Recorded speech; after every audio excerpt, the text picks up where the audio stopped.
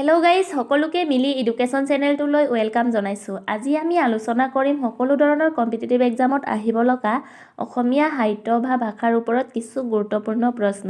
চ' ভিডিঅ'টো স্কিপ নকৰাকৈ শেষলৈকে চাব। আৰু আগৰ ভিডিঅ'বোৰ যদি চোৱা নাই তেন্তে ডেছক্ৰিপশ্যন বক্সত লিংক দিয়া আছে, চাই ল'ব। চ' ভিডিঅ'টো আৰম্ভ কৰোঁ আহক তেন্তে। কুৱেশ্যন 1ত দিয়া আছে আমাক অসম সাহিত্য সভাৰ প্ৰধান সম্পাদকজনৰ নাম কি? চ' ইয়াৰ উত্তৰটো হ'ব অসম সাহিত্য সভাৰ প্ৰধান সম্পাদকজনৰ নাম হৈছে পদুম ৰাজখোৱা আৰু অসম সাহিত্য সভাৰ প্ৰথম সম্পাদকজনৰ নাম হৈছে শৰৎচন্দ্ৰ গোস্বামী। চ' প্ৰধান সম্পাদক পদুম ৰাজখোৱা, প্ৰথম সম্পাদক শৰৎচন্দ্ৰ গোস্বামী আৰু অসম সাহিত্য সভাৰ প্ৰথম সভাপতিজন আছিল পদ্মনাথ গোহাঁই বৰুৱা। মনত ৰাখিব। কুৱেশ্যন 2ত দিয়া আছে বিদেশী কাব্যৰ পৰা প্ৰথম পূৰ্ণাংগ অসমীয়াত অনুবাদ কৰা গ্ৰন্থখনৰ নাম কি? চ' ইয়াৰ উত্তৰটো হৈছে বিদেশী কাব্যৰ পৰা প্ৰথম পূৰ্ণাংগ অসমীয়াত অনুবাদ কৰা গ্ৰন্থখনৰ নাম উমৰ তীৰ্থ। কুৱেশ্যন 3ত দিয়া আছে আমাক প্ৰথম অসমীয়া গল্প সংকলন সুৰভিৰ ৰচক কোন?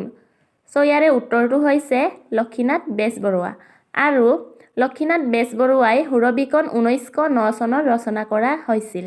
কুৱেশ্যন 4ত দিয়া আছে কম্পিউটাৰত লিখা প্ৰথম অসমীয়া কিতাপখনৰ নাম কি?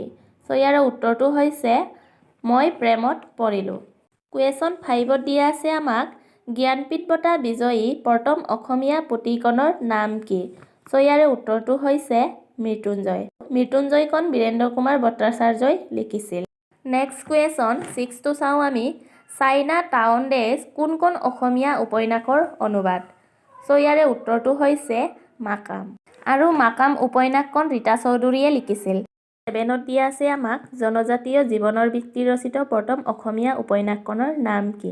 চ' ইয়াৰে উত্তৰটো হ'ব জনজাতীয় জীৱনৰ ভিত্তি ৰচিত প্ৰথম অসমীয়া উপন্যাসখনৰ নাম হৈছে মিৰি জীয়ৰী আৰু মিৰি জীয়ৰী উপন্যাসখন ৰজনীকান্ত বৰদলৈয়ে লিখিছিল। মনত ৰাখিব। কুৱেশ্যন 8ত দিয়া আছে অসম সাহিত্য সভাৰ প্ৰথম অধিৱেশনখন কিমান চনত আৰু ক'ত হৈছিল? চ' ইয়াৰে উত্তৰটো হৈছে অসম সাহিত্য সভাৰ প্ৰথম অধিৱেশনখন 1917 চনত শিৱসাগৰত হৈছিল। কুৱেশ্যন 9ত দিয়া আছে হস্তিবিদ্যাৰ নব গ্ৰন্থৰ ৰচক কোন আছিল? চ' ইয়াৰে উত্তৰটো হৈছে সুকুমাৰ বৰকাইত। কুৱেশ্যন 10ত দিয়া আছে কোনখন গ্ৰন্থকাৰক অসমীয়া সাহিত্যৰ ৱাল্টাৰ স্কট বোলা হয়? চ' ইয়াৰে উত্তৰটো হ'ব ৰজনীকান্ত বৰদলৈ। ৰজনীকান্ত বৰদলৈক অসমীয়া সাহিত্যৰ ৱাল্টাৰ স্কট বোলা হয়। কুৱেশ্যন 11ত দিয়া আছে কোনে ভূপেন হাজৰিকাক সুধাকন্ত উপাধি প্ৰদান কৰিছিল? চ' ইয়াৰে উত্তৰটো হ'ব অতুল চন্দ্ৰ হাজৰিকা। নেক্সট কুৱেশ্যন 12ত দিয়া আছে আমাক হৰ্কচৰিতৰ ৰচক কোন আছিল? চ' ইয়াৰে উত্তৰটো হ'ব বাণভট্ট। বাণভট্টই হৰ্কচৰিতখন ৰচনা কৰিছিল। কুৱেশ্যন 13ত দিয়া আছে দ্য লজৰ লেখক কোন আছিল? চ' ইয়াৰে উত্তৰটো হ'ব প্লেটো। প্লেটোৱে দ্য লজ নামৰ কিতাপখন লিখিছিল। কুৱেশ্যন 14ত দিয়া আছে পলিচ শব্দৰ অৰ্থ কি? চ' পলিচ শব্দৰ অৰ্থ হৈছে নগৰ ৰাষ্ট্ৰ। কুৱেশ্যন 15ত দিয়া আছে আমাক a study on Kamrup a dialect of Assamese গ্ৰন্থৰ প্ৰণেতা কোন আছিল? চ' ইয়াৰে উত্তৰটো হৈছে ডক্টৰ উপেন্দ্ৰনাথ গোস্বামী। ডক্টৰ উপেন্দ্ৰনাথ গোস্বামীয়ে a study on Kamrup a dialect of Assamese গ্ৰন্থখন লিখিছিল। কুৱেশ্যন 16ত দিয়া আছে আমাক Assamese its promotion and development কাৰ গ্ৰন্থ আছিল? চ' ইয়াৰে উত্তৰটো হৈছে ডক্টৰ বাণীকান্ত কাকতি। ডক্টৰ বাণীকান্ত কাকতিয়ে Assamese its promotion and development গ্ৰন্থখন লিখিছিল। কুৱেশ্যন 17ত দিয়া আছে আমাক বিজুলী কাকতৰ সম্পাদক কোন আছিল? চ' ইয়াৰে উত্তৰটো হৈছে পদ্মনাথ গোহাঁই বৰুৱা। পদ্মনাথ গোহাঁই বৰুৱাই বিজুলী কাকতখনৰ সম্পাদক আছিল। আৰু বেণুধৰ ৰাজখোৱা, কৃষ্ণপ্ৰসাদ দুৱৰা আদিৰ সহযোগত 1890 চনত কলিকতাৰ পৰা প্ৰকাশিত বিজুলী আলোচনীখনৰ তেওঁ সম্পাদক আছিল। মনত ৰাখিব। কুৱেশ্যন 18ত দিয়া আছে লক্ষীনাথ বেজবৰুৱাই লিখা একমাত্ৰ উপন্যাসখনৰ নাম কি? চ' ইয়াৰে উত্তৰটো হৈছে পদুম কুঁৱৰী। পদুম কুঁৱৰী হৈছে লক্ষীনাথ বেজবৰুৱাৰ একমাত্ৰ উপন্যাস আৰু এই উপন্যাসখন 1895 চনত তেওঁ লিখি উলিয়াইছিল।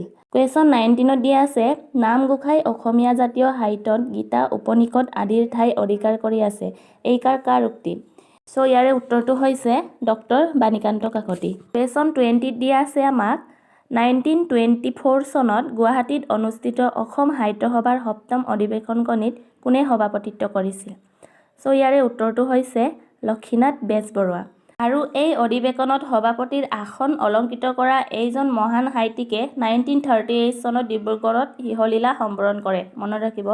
কুৱেশ্যন 21ত দিয়া আছে the red river and the blue হিলৰ ৰচক কোন আছিল? চ' ইয়াৰে উত্তৰটো হৈছে হেম বৰুৱা। আৰু তেওঁ পচুৱা আলোচনী আৰু আছাম এক্সপ্ৰেছ নামৰ দৈনিক ইংৰাজী কাকতৰ সম্পাদক আছিল। আৰু হেম বৰুৱাক আধুনিক যুগৰ কবি বুলিও জনা যায়। মনত ৰাখিব। আৰু কুৱেশ্যন 22ত দিয়া আছে আমাক যি বৰ্ণ কাৰো সহায় নোহোৱাকৈ উচ্চাৰণ হয় তাক কি বৰ্ণ বোলে? চ' ইয়াৰে উত্তৰটো হৈছে স্বৰ বৰ্ণ। চ' আজিৰ ভিডিঅ'টো ইমানেই আছিল। আৰু যদি ভিডিঅ'টো চাই ভাল পাইছে তেন্তে লাইক, শ্বেয়াৰ, ছাবস্ক্ৰাইব কৰিব। আৰু নতুন নতুন ভিডিঅ'ৰ নটিফিকেশ্যন পাই থাকিবৰ কাৰণে বেল আইকনটো ক্লিক কৰি থ'ব। ধন্যবাদ।